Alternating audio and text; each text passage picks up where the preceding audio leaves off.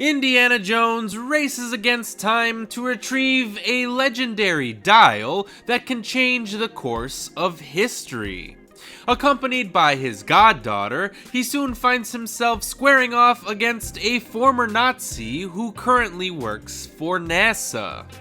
Now, I'm not the biggest Indiana Jones fan. I love The Last Crusade, but that's the only indie film that I have any strong feelings for, and I want to make that clear because I'm not some Indiana Jones purist who had monumentally high expectations for this movie, and I'm not some enraged fanboy who wanted to hate this film before it even came out, because even when the Cannes reviews came back negative, I was pretty sure that I was still going to enjoy this feature.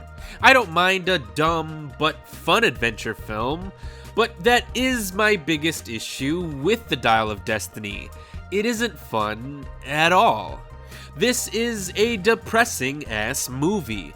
We find Indiana Jones as a 70-year-old man who has lost everything he has to live for. He's sad, he's lonely, he's cranky, he's a borderline alcoholic, he's being forced to retire, he's basically lost the will to live. And seeing him at this stage in his life makes for a real bummer of a film. Not exactly the type of experience you want to have while watching a fun summer blockbuster. And if this is the direction that Disney wanted to take with Indy's character, then that's fine, but the movie itself is also not very fun. The events that take place in the film are not exactly exciting, or thrilling, or memorable. So the entire movie, which is filled with plenty of action sequences, is just rather lackluster. I know people have said that the finale is quite anticlimactic, which is true, but I actually think that the entire film is rather anticlimactic. This is supposed to be Indy's final adventure, but I have no idea why that is. This adventure feels more like a footnote in Indiana Jones's life, and less like a grand finale. So this is a pretty unsatisfying way to say goodbye to such an iconic character. Thankfully, Harrison Ford is doing his best to elevate the material here, and he is absolutely great. But he's not enough to carry the entirety of this film.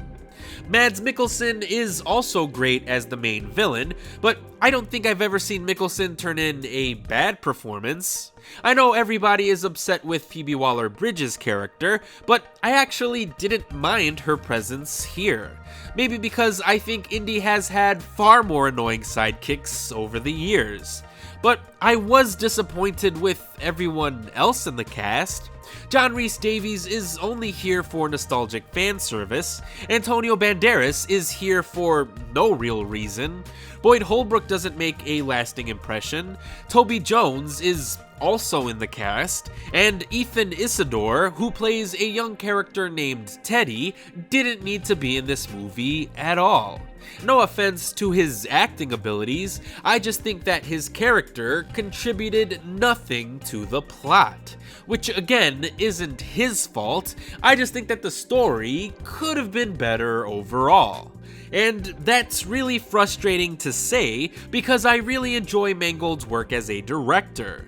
For example, I know that Mangold has said that he wanted to implement more practical effects into the movie, which makes sense given that Indiana Jones is known for its practical stunts, but I don't know what happened here. Because the Dial of Destiny features an overabundant amount of CGI. CGI that doesn't even look all that great. So who is to blame for that? James Mangold or Disney and Lucasfilm? I don't know, but that question basically applies to every element about the entire movie. The effects could have been better, the direction could have been better, the story could have been better, basically everything could have been better. And that's not exactly what I was hoping to say about Indy's final adventure. So, as seems to be the consensus here, I think this franchise should have just ended with The Last Crusade. But maybe you'll feel differently about The Dial of Destiny after you get the chance to see it.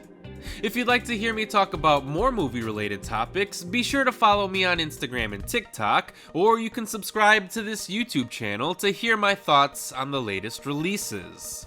But as always, thanks for watching.